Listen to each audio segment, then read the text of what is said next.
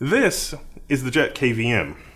This is a tiny self-contained computer based around ARM, Rockchip ARM system.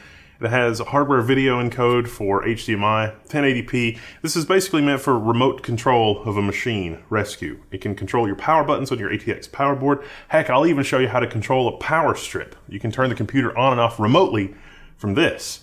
It's got a modified watch face. Yeah, basically it's got a modified watch face. And it's a Kickstarter project. Ooh, Kickstarter project. Do you want to back a Kickstarter project? Has the Kickstarter project tricked the YouTubers into hawking things that are genuinely very exciting? Stocking stuffer for the holidays? Yeah, maybe, but also I believe in it. I believe in the project after having taken it apart. I think the danger is not from the project failing. I think the danger is from the project succeeding, and we'll talk more about that in a second. But the Jet KVM enters a space where we've got the Pi KVM, the OG, and its software stack is incredible. This has a new software stack, at least it looks new. It's very polished, it's a new feeling experience, and also the Nano KVM that I've reviewed previously. Let's take a closer look.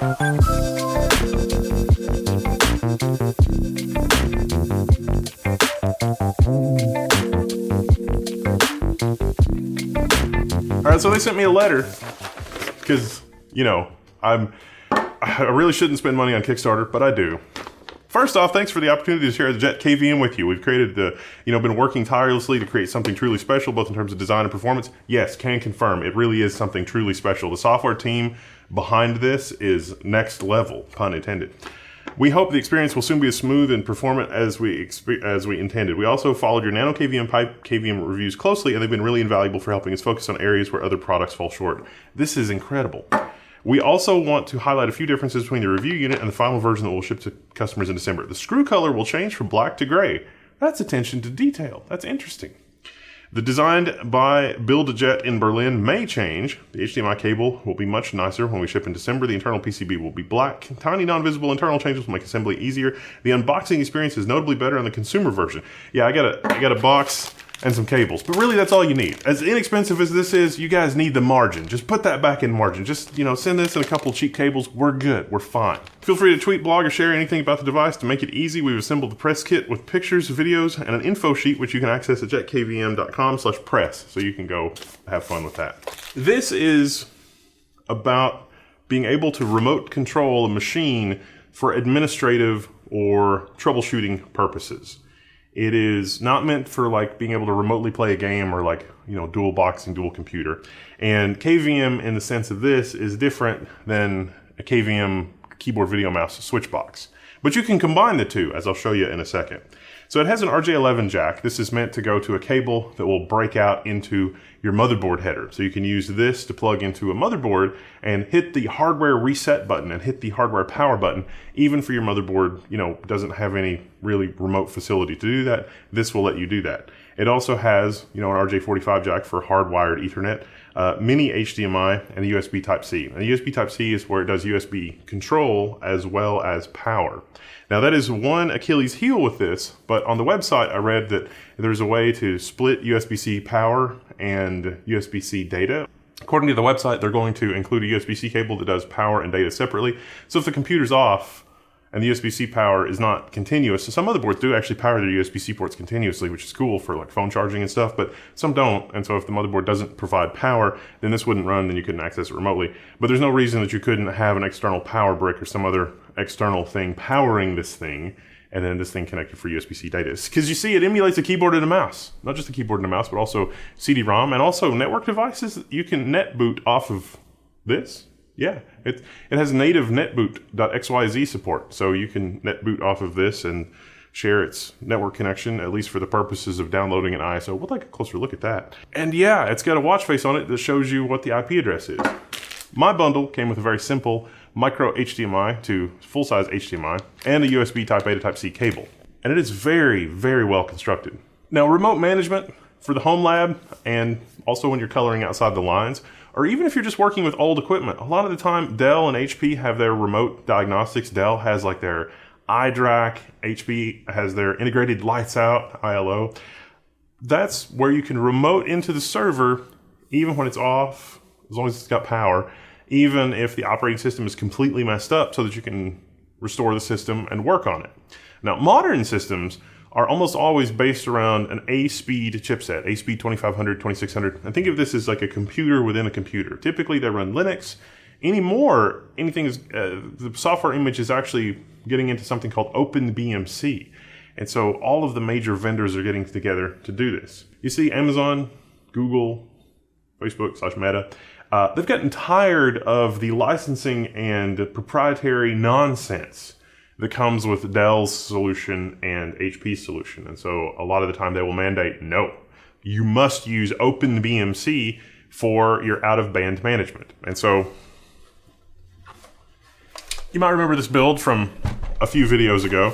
This is our Silverstone build. This is a nice Silverstone case that has removable 3.5-inch bays. If you're serious about home lab, this is a kind of serious build based around an AM5 socket. And let me tell you, Zen 5 is a love letter to system administrators. It is a great platform for Proxmox virtualization, anything you want to do for your home lab. 8 or 16 cores in this platform doesn't use a lot of power. You could have all the storage you want in the world. Remember our server parts deals video? You could put 22 terabyte hard drives in here and then just, this thing is very, very power sippy, especially if you spin down those hard drives when you're not using them. And it's got enough connectivity, enough networking, enough everything else that this is a really solid little platform. I digress. The motherboard here, kind of expensive. It's one of the most expensive components. The motherboard is more expensive than some of the AM5 CPUs you can get in here as a reasonable approach to this kind of a problem. This is more computationally powerful than name brand servers that are thousands of dollars. And you can be all in on a system like this for, you know, $1,200, $1,500, something like that. And it would outrun a system that's like $3,000 from one of the big box providers. You can kind of bare bones a super micro, but like Dell or HP, like if you go for sticker price, nobody ever pays sticker price, but that's a story for another day. Anyway, if you look at the rear I/O here, there's VGA. That is not VGA from the processor. You know, the processor has built-in graphics. That is VGA from that A-speed chipset, the computer within a computer. And that was also, you know, a source of some consternation among server vendors a few years ago because, hey, what if the supply chain is compromised for that out-of-band management system? Does that mean that all of the servers are compromised? So because of that, we actually have modular out-of-band management cards now in servers. So the most high assurance cards don't ship with an out-of-band management controller. There's a special slot that you slide your out-of-band management controller in so you can manage the supply chain yourself or even design your own out-of-band management controllers. This is kind of like that. This is out-of-band management, but you don't need an expensive motherboard anymore. In fact, I would almost recommend that you get a really inexpensive AM5 motherboard that's got the PCIe configuration you need and something like this, because this plus the cost of an inexpensive motherboard is almost certainly going to be hundreds of dollars less than a server-grade motherboard like our B650D4U from ASRock. Now, there's other reasons that I'd probably buy the ASRock server-grade motherboard or a server-grade AM5 motherboard for a build like this, but this also works really great with mini PCs, so you can remote into a mini PC and turn it on or off or deal with it. But let's take a closer look at the software in the setup here for out-of-band management and everything else. Oh, it's haunted.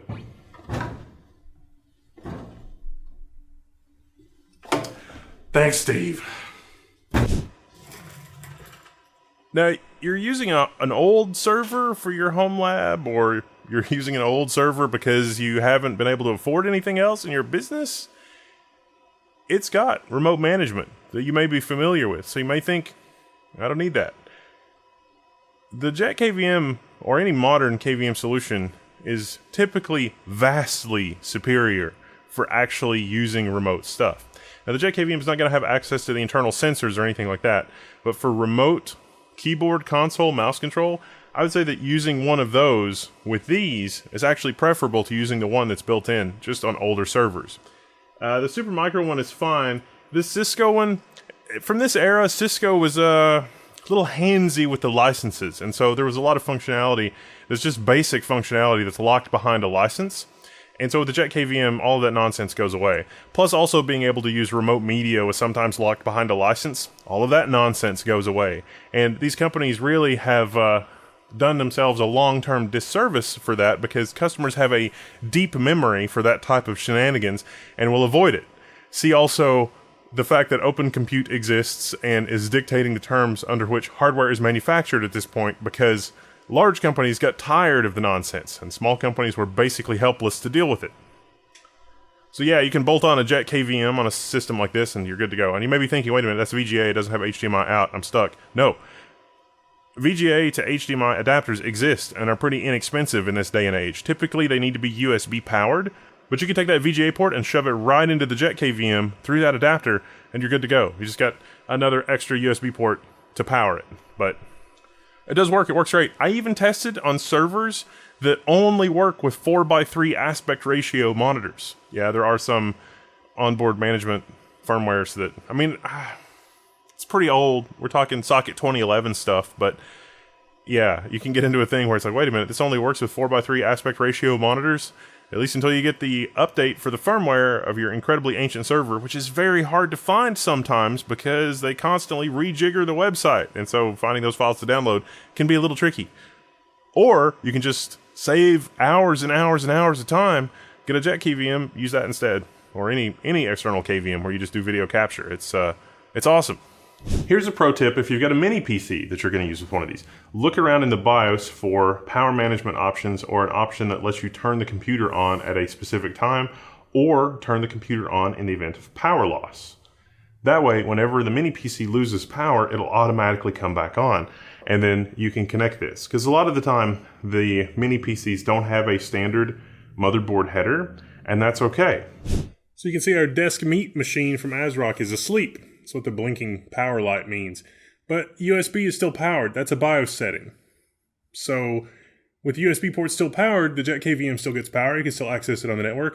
And you can smack the keyboard to wake this thing up. It's pretty cool. If it doesn't have a standard header and I don't want to modify the mini PC to turn it on and off, and I could set the BIOS to turn it on and off, how do I actually turn the power strip on and off? Enter this. This is the AC-DC control relay, and there's a lot of these kinds of things. Basically, this is a power strip that has been pre-baked, pre-put together for you. I don't recommend going off-road and DIYing when we're talking about mains power, but this takes a standard computer cord in here, and it gives you 4 outlets, normally on, always on, normally off. And this is controlled from this little green input. So you make a cable that goes from this little green input to the RJ11 jack on your Jet KVM. And then you can toggle this contact on or off, basically. And you got a choice of normally on or normally off outlets, and an always on outlet. Well, the always on outlet can go to your USB-C power brick for this, and your normally on outlet can go to your mini PC. And you have your cable that runs to this, and then your Jet KVM can control power. It's not an ATX motherboard control, like this is designed to hook up to an ATX motherboard, but it'll work fine with something like this. If you're interested in that, join us on the forum at forum.level1techs.com. I'm Wendell. I'll see you there, and we'll hang out and do stuff, but the video's not over yet. Stop that. I also recently did a video on Tailscale. So if you wanted to put a VPN on this and give it to your friends, then, or, you know, a small branch office or something, it's like, hey, Bob, go plug that into the computer that's having problems. As long as this thing is on the network, it will find its way back to your Tailscale network, and you'll be able to connect to it over the internet, even behind carrier grade NAT, even behind anything. So that's a cool solution for that sort of a problem. All in all, at the end of the day, the Jet KVM, this is a remarkable level of fit and finish and polish. As far as I can tell, the product is done. So what are the risks? Well, with Kickstarter, backing something on Kickstarter, there's a risk that you're just never going to see it and you're never going to get your money, which has happened to me several times. It's like, oh, this product seems incredible. I'm going to give them money just because of hope. This seems like basically it's a completed product, and I'm hoping that we actually see retail availability of this. I wouldn't be surprised if retail availability means that the price goes up. Maybe, maybe not. I think the real danger here is not of the product failing to succeed or the product releasing, because even if the product fails, if they open source the code base and we have a code base that is this polished to work from, even if it is riddled with security issues, those can be fixed. This is a really solid platform to develop from that is open source, and it has a lot of really cool, nifty features. I don't think that'll happen, though, in terms of a failed project. I think you'll be able to pair this with the software, and a lot of people will do that just because that's the low headache option and officially supported and, you know, from Berlin, the German team. I tend to like German engineering, generally. Just as a general statement. That's a fun, interesting thing. And this does not disappoint in that regard. But Kickstarter caveats and all that definitely apply here. Be careful when we're talking about Kickstarters. Everything else. The price is definitely right.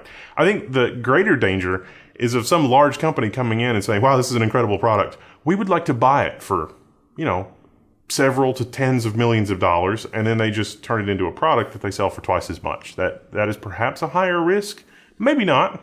Maybe, but it's that good of a product. It puts a lot of commercial products to shame. And there really isn't a lot of money or margin or moat or scale opportunity for incumbent companies, thinking of Dell and HP and to a lesser extent Lenovo, to license features in their out-of-band management. There may be some opportunity in consolidation and aggregation tools where you can do orchestration, but again, Open Compute is way ahead there. Meta and Facebook and Amazon have already put in a bunch of standards for doing your infrastructure as code, your networking as code, and there is a lot of infrastructure automation out there that is built for those companies that is basically open source. And there are a lot of companies that are building their own cool stuff and also open sourcing. Equinix and Tinkerbell. Tinkerbell for bare metal is a fun thing you should check out for large scale stuff. Doesn't really have anything to do with this, but this does what it says, and it does what it says well, and it works for what it says it does. So what's not to love? It's fast, it's low headache, it gets the job done, and has 16 gigabytes of local storage. I love it. It's great. More devices like this. Well, that's been a quick look at the Jet KVM. I'm Will, this is Level 1. If you have any questions or you want to see any particular use cases, hit me up in the forum. I'm signing out, and I'll see you there.